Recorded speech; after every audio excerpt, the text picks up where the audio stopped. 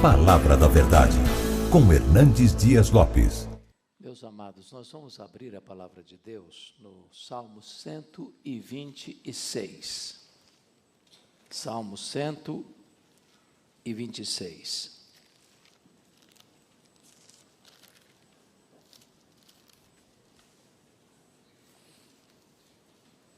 É sabido de todos vocês que o livro de Salmos é o maior livro da Bíblia. Ele é composto de 150 poemas que foram escritos num período de 1000 anos aproximadamente. Nós temos o Salmo 90, escrito por Moisés, 1500 anos de Cristo. Nós temos esse salmo que vamos ler, que é um salmo pós-cativeiro babilônico, depois do ano 500.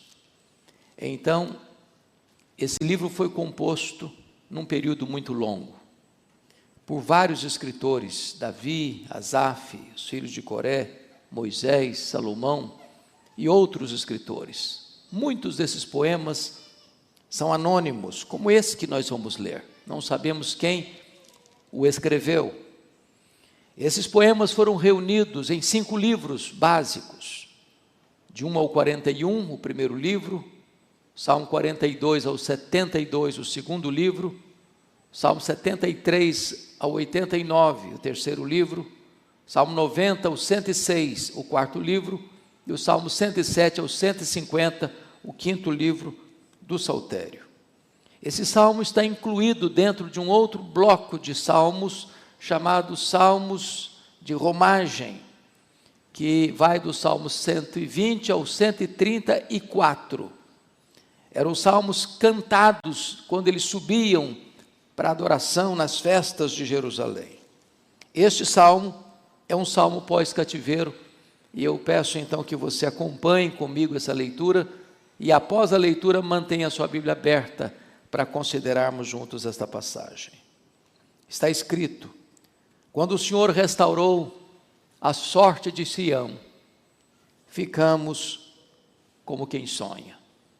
Então a nossa boca se encheu de riso, e a nossa língua de júbilo. Então entre as nações se dizia: grandes coisas o Senhor tem feito por eles. Com efeito, grandes coisas o Senhor tem feito por nós, por isso estamos alegres. Restaura, Senhor, a nossa sorte, como as torrentes do Neguebe. E o verso 5 diz: os que com lágrimas semeiam, com júbilo ceifarão. Quem sai andando e chorando enquanto semeia, voltará com júbilo, trazendo os seus feixes. Esse salmo apresenta a vida em 3D, apresenta a vida de forma tridimensional. Esse salmo está dividido claramente em 3 aspectos. Os versos 1 a 3, olhando para o passado, todos os verbos estão no passado. O verso 4, olha para o presente, o verbo está no presente. E os versos 5 e 6 apontam para o futuro, os verbos estão no futuro. Então o salmista está aqui olhando para a vida numa espécie de balanço, de avaliação, em 3 dimensões: passado, o presente e o futuro. Nesta noite, que é véspera de um novo ano, é salutar e oportuno também nós olharmos essas 3 dimensões da vida, olharmos para trás pelas lentes do retrovisor, pousarmos no presente para diagnosticarmos como estamos e alçarmos voos rumo ao futuro, para entendermos quais são os projetos e compromissos que devemos assumir com Deus, recebendo ao mesmo tempo as seguras e abençoadas promessas de Deus. Então, eu gostaria que nós olhássemos o primeiro ponto, olhando para trás, olhando para as lentes do retrovisor, observando as maravilhas que Deus fez na nossa história. E o texto começa dizendo: quando o Senhor restaurou a sorte de Sião, ficamos como quem sonha. Eles estão contando aqui o período em que ficaram numa escravidão amarga durante 70 anos na Babilônia. Nesse tempo, eles enfrentaram muitas lutas. O povo que foi arrancado de Jerusalém e de Israel pela invasão da Babilônia, esse povo perdeu a sua pátria, perdeu o seu chão, perdeu a sua liberdade, perdeu suas terras, suas casas, seus bens, perdeu o templo, as festas, o culto, a adoração. E eles enfrentaram, antes de serem arrancados da sua terra, o drama do cerco, o drama da fome, o drama da espada assassina, o drama do opróbrio, da vergonha e, sobretudo, o drama da escravidão. E ao chegarem na Babilônia, conforme relata o Salmo 87, eles estão às margens dos rios da Babilônia, assentados, chorando, lembrando de Sião, com as suas harpas dependuradas, vivendo ali a crise da desinstalação, estando onde não gostariam de estar. Estão vivendo a crise da apatia coletiva. Eles estão assentados, sem qualquer projeto, sem qualquer ação, sem qualquer sonho, sem qualquer perspectiva. Eles estão vivendo a crise da melancolia, estão chorando. Não há cântico, não há hino, não há celebração. Suas harpas estão dependuradas. As lágrimas quentes são o seu alimento. Estão vivendo a crise da nostalgia, lembrando de Sião. Estão olhando para trás, sem qualquer projeto para o presente, vivendo até mesmo a crise de uma mágoa incurável. Quando eles olhavam para o futuro, a única coisa que eles pensavam era num sentimento de vingança. Mas, apesar dessa escravidão tão dolorosa, diz a Bíblia que a escravidão tinha tempo para começar e para terminar. Era 70 anos e nem um dia mais. Então diz a Escritura que Deus quebra o orgulho, olhando e celebrando esta grande vitória, esta grande libertação, este grande mover de Deus na direção da libertação do povo. E aqui, meus irmãos, vamos parar um pouquinho para pensar na nossa história. Você e eu que viemos aqui hoje, quando olhamos para trás, reconhecemos também que nós éramos escravos. Escravos do mundo, escravos da carne, escravos do diabo. E o Senhor Deus, por sua bondade e graça, nos arrancou de uma escravidão, tirando-nos da potestade de Satanás para Deus, do império das trevas para o reino da luz, da casa do valente para fazermos parte da família de Deus. Estávamos perdidos e fomos achados. Estávamos mortos e revivemos. Deus tirou-nos de uma amarga escravidão para a liberdade dos filhos de Deus. Estamos aqui hoje para relembrar quão gloriosa redenção nós tivemos em Cristo Jesus. Ao olharmos para trás, nós temos uma história para contar do que Deus fez por nós. Mas em segundo lugar, meus amados irmãos, observemos no verso 2, que a intervenção de Deus produz uma alegria indizível. Está escrito: então a nossa boca se encheu de riso, e a nossa língua de júbilo.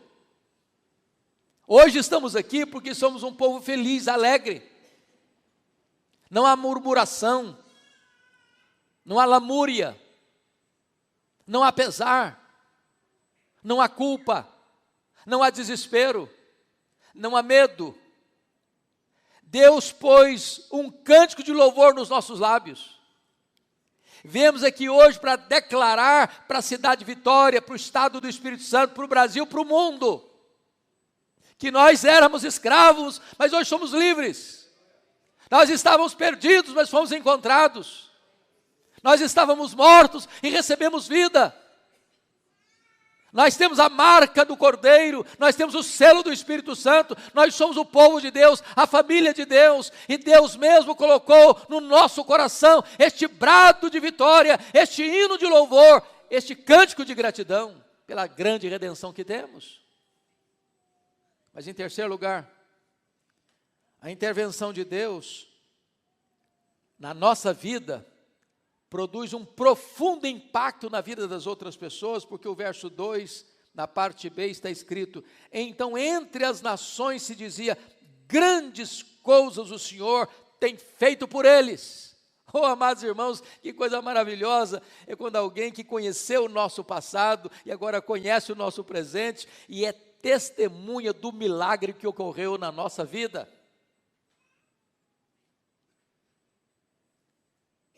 Você pode contar o seu testemunho? Quem foi você antes de Cristo?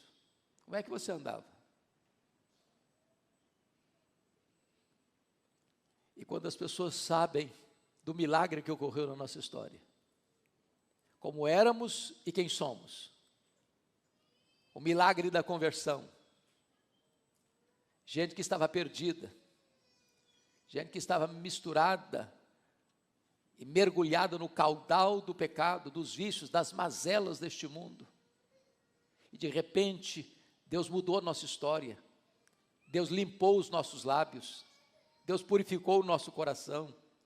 Deus restaurou a nossa sorte. Deus nos visitou com graça. Deus selou-nos com o Espírito Santo da promessa. Deus nos deu a alegria de saber que o nosso nome está escrito no livro da vida. Deus nos fez saber que nós somos seus filhos, somos seus herdeiros, somos seus co-herdeiros, somos co-participantes da natureza divina, somos membros da família de Deus, somos possuidores de uma rica e viva e gloriosa herança. E as pessoas que nos conheceram e agora nos conhecem e conhecem o que Deus fez na nossa vida, não podem ter outra reação senão essa. Na verdade, Deus fez grandes coisas por esse povo. Louvado seja o Senhor. Mas mais do que isso, meus irmãos, os milagres que Deus fez na nossa vida no passado nos levam, ou a intervenção de Deus gera em nós um reconhecimento sincero. Você pode ler o verso 3 comigo, a uma só voz, em voz audível, vamos juntos? Com efeito, grandes coisas fez o Senhor por nós, por isso estamos alegres. Pastor Jailton rememorou de forma sucinta o ano de 2023, das bênçãos que Deus concedeu a esta igreja, das conquistas, das vitórias, das igrejas plantadas, da cooperação e implantação de outras igrejas, do sustento missionário, do crescimento numérico, da reforma deste templo, e de quantas pessoas foram alcançadas pelo braço desta igreja, pela voz desta igreja.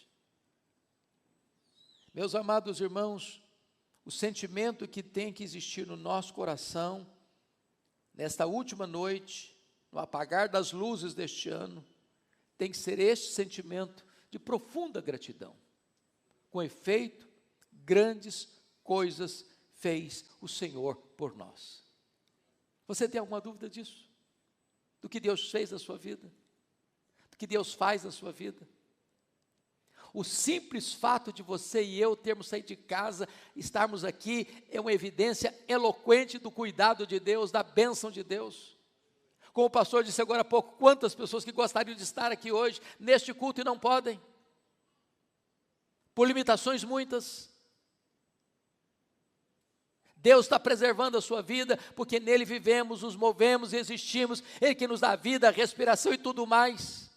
Que privilégio você tem, quando tantos nesta hora estão nos antros do pecado, estão mergulhados no caudal do erro, E você, pela graça de Deus, está na casa de Deus, cantando louvor a Deus, lembrando das manifestações poderosas de Deus, da grande salvação de Deus, do grande livramento de Deus, e você precisa ter nos seus lábios um cântico de louvor, uma grande alegria inundando a sua alma. Com efeito, grandes coisas fez o Senhor por nós, por isso estamos alegres, alegres. Mas, meus amados, observem comigo, que esse texto então vai para a segunda divisão dele, que agora, depois de olhar para trás, ele pousa no presente, no verso 4, para fazer uma oração. Agora os verbos não estão mais no passado, está no presente. Eu peço a você que leia comigo em voz alta o verso 4. Vamos juntos? Restaura, Senhor, a nossa sorte, como as torrentes do Negueb. Se você ler o contexto do retorno do cativeiro babilônico, eles voltaram. Mas ao voltarem, a cidade de Jerusalém estava debaixo de escombros, pedras reviradas, portas queimadas. Se você conhece o contexto, você verá que logo que eles chegaram para a construção do templo, os inimigos à volta começaram a se opor à construção. Criaram problemas, perseguiram, ameaçaram, usaram palavras falsas, boataria, para intimidar o povo, escrevendo cartas ao rei da Pérsia. Não, eles têm más intenções em reconstruir o templo, e houve embargo político para a reconstrução. Não bastasse isso, o povo estava esquecido, em grande miséria. A situação era a mais amarga possível, a mais difícil. Eles olharam para trás e viram quantas coisas maravilhosas Deus fizera, mas agora eles pousam no presente, estão cercados de uma grande e medonha crise. E aqui, algumas coisas que eu quero ressaltar com os meus amados irmãos. A primeira coisa que eu quero trazer à memória de todos é que as vitórias do ontem não são garantias para nós de vitórias hoje. Talvez você tenha um lindo testemunho do que Deus fez lá no passado, mas talvez você entrou aqui hoje cercado por uma crise pessoal. Talvez você se lembre do tempo em que você era cheio do Espírito Santo, mas hoje seu coração está árido. Talvez você se lembre de quantas coisas gloriosas você já viveu na sua vida espiritual, mas hoje a chama apagou. Mais do que isso, a sequidão, meus irmãos, hoje, porém, não pode ser motivo de desânimo. A realidade deles é que estão secos. Restaura, Senhor, a nossa sorte, como as torrentes do Negueb. Todos vocês sabem que o Negueb é o maior deserto de Israel. Mais da metade do território de Israel é marcado por um deserto chamado Negueb, um dos lugares mais secos do mundo. Eles olham para eles mesmos e dizem: meu Deus, nós estamos áridos como um deserto. Mas quando você detecta a aridez no seu coração, quando a sua vida espiritual está no piloto automático, quando você sente que a sequidão tomou conta da sua vida, não é hora de você desanimar não é hora de você retroceder não, é hora de você clamar a Deus. Porque Deus responde oração, porque Deus traz avivamento, porque Deus derrama água sobre o sedento, Deus derrama torrente sobre a terra seca, Deus reverte o diagnóstico e transforma o deserto seco e árido num manancial. Ele é o Deus que está aqui hoje para restaurar a sua sorte, para renovar o seu coração, para trazer vida onde hoje a morte parece estar rondando você. Mas veja ainda, que o salmista entende que na hora da crise, é preciso entender que só Deus pode reverter essa crise. Por isso ele ora: restaura, Senhor. Meus irmãos, nós não podemos restaurar nós mesmos. A igreja não pode marcar um avivamento, agendar um avivamento. A igreja não administra avivamento. Avivamento é uma obra soberana do Espírito Santo de Deus. Só Deus pode fazer isso. E é por isso que o salmista não está promovendo ou buscando realizar a sua própria restauração, a restauração da sua própria nação, porque você não restabelece o vigor espiritual de um coração, de uma comunidade, de uma igreja, de uma denominação, por decretos, por leis humanas, por decisões humanas ou conciliares. Somente Deus pode fazer isso. Então ele clama: restaura, Senhor. Restaura, Senhor. Eu não sei quanto a você, mas eu não tenho dúvidas, meus irmãos, que a maior necessidade minha, muito provavelmente a maior necessidade sua, na entrada de um novo ano, é que Deus restaure a nossa sorte. Mas notem comigo, por gentileza, que ao fazer esse clamor, ele pede nada mais do que um milagre. Porque ele está fazendo um pedido e fazendo uma referência. Restaura, Senhor, a nossa sorte, como as torrentes do Neguebe. Como já disse, o Neguebe é o maior deserto de Israel, um dos lugares mais secos do mundo, que passa 11 meses sem chover. Mas que no mês que vem as chuvas, é muito curioso que naquelas montanhas escarpadas, de repente você caminha, e eu já vi isso algumas vezes, você surpreendentemente vê torrentes descendo ladeira abaixo. E aquelas águas vão descendo como que em catadupas, e elas vão rasgando as ardentes areias do deserto, e por onde essas águas vão rasgando as areias do deserto, tudo vai florescendo, e é o que eles chamam de vadis, e então os oásis começam a chegar, tudo floresce, tudo frutifica, tudo fica verde, e ali há vida. O que o salmista está pedindo, ele diz: meu Deus, o meu coração parece um deserto, mas manda a chuva do teu Espírito, Senhor, manda as águas abundantes lá do céu, para que essas torrentes venham, para que essas torrentes entrem, para que essa areia árida, seca e quente do meu coração se transforme num jardim, num pomar, e tudo floresça na minha vida. Amados, os grandes avivamentos surgiram em tempos de crise.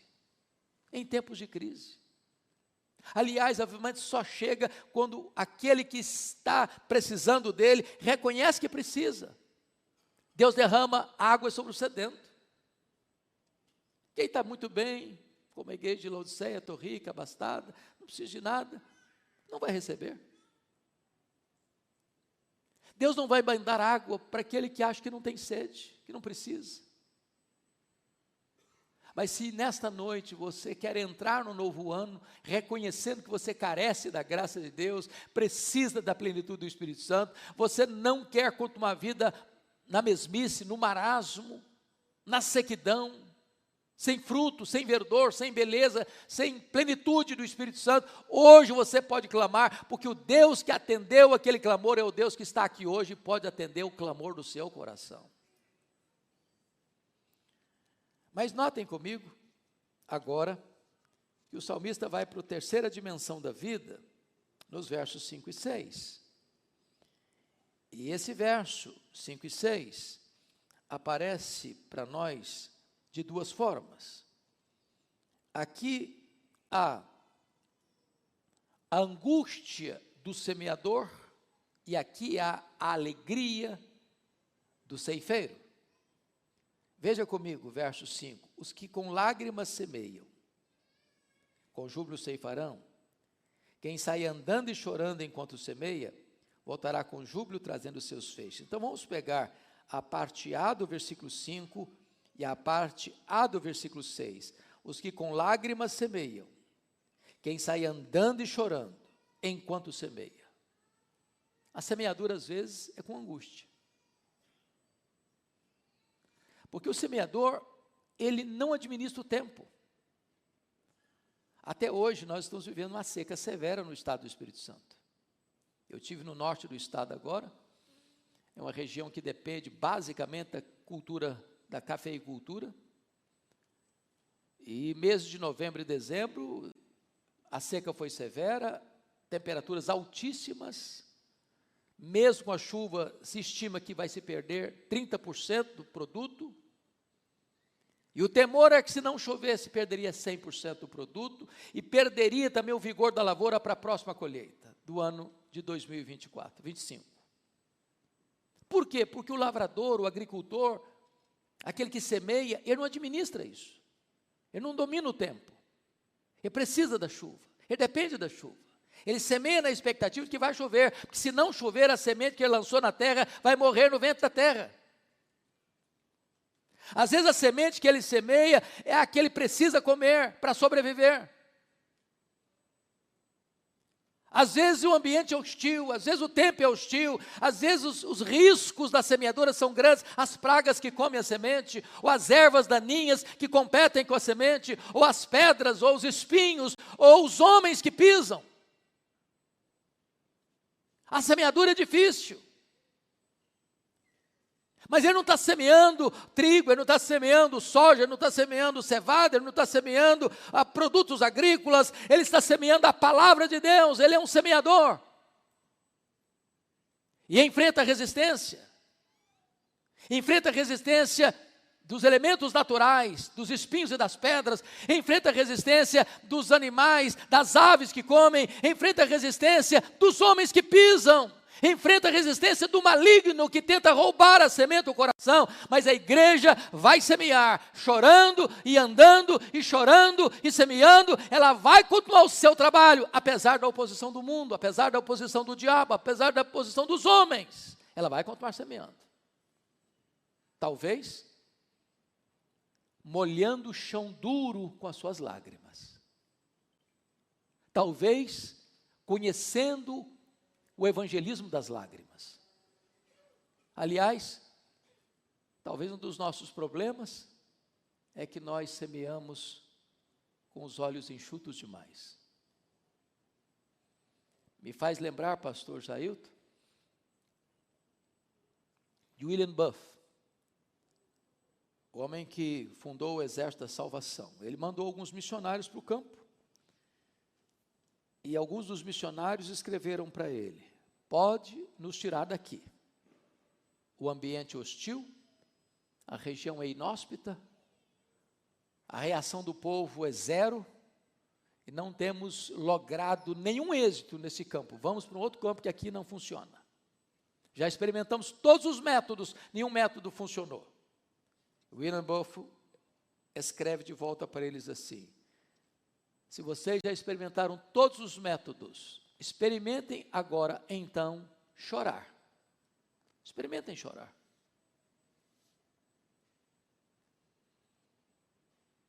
Há momentos, irmãos, em que a obra de Deus tem que ser feita com o coração quebrado. Na total consciência de que nós não administramos resultados. O semeador saiu a semear. Parte da semente caiu no caminho. Outra parte caiu no meio do espinheiro. Outra parte caiu no meio das pedras. Outra parte caiu na boa terra. Nós não administramos resultados, mas é preciso semear. E eu quero encorajar você fortemente, na chegada deste novo ano, a ser um semeador. Na sua família, na sua escola, na sua empresa, no seu comércio, nas suas idas e vindas, que você não encolha as mãos. Há um sermão de Antônio Vieira que me marcou muito, e a primeira vez que eu entrei num teatro foi em Campinas. E os seminaristas lá do seminário de Campinas foram convidados para ir àquele teatro, porque ali seria apresentado o sermão da 60ª. É claro que eu não concordo com tudo que Antônio Vieira pregou, mas esse sermão é basicamente evangélico. Se você um dia tiver a oportunidade de ler, vale a pena. E Antônio Vieira faz uma pergunta curiosa: se a boa semente produz a 30, a 60 e a 100 por um, por que hoje não está produzindo nem a 1%?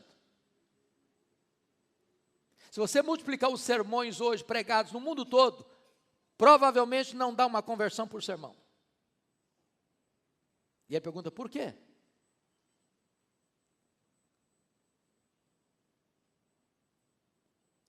Ele diz, o problema não está com a semente é a mesma, é a palavra de Deus.